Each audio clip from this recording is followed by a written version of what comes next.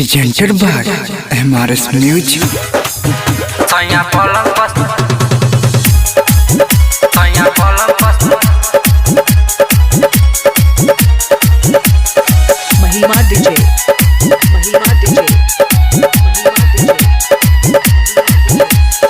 कैसे बताई लागता शरम, लागता शरम। कैसे बताई लागता शरम। चढ़ली जवानी हमर हो जाता गरम। चिते सुता के दिया बुता के दर्द बड़ी देला। सैया पलंग पर सुता के रोटी चोली पर बेलेला। सैया पलंग पर सुता के रोटी चोली पर बेलेला। सैया पलंग पर, सैया पलंग पर,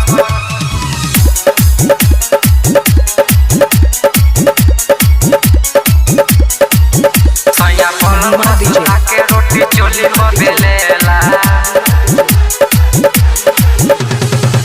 कितना कोही सखी रात वाला खेला। डाली के पानी लहंगा को दे लगीला। डाली के पानी लहंगा को दे लगीला। कितना कोही सखी रात वाला खेला। डाली के पानी लहंगा को दे लगीला। डरे न कुछ ओकरा से बोली। रोटी फुलावता खोली मोर छोरी। चिते सुता के दिया बुता के दर्द बड़ी देला। सैया पलंग पर सुता के रोटी चोली पर बेलेला। सैया पलंग पर सुता के रोटी चोली पर बेलेला। सैया पलंग पर, सैया पलंग पर, महिमा डीजे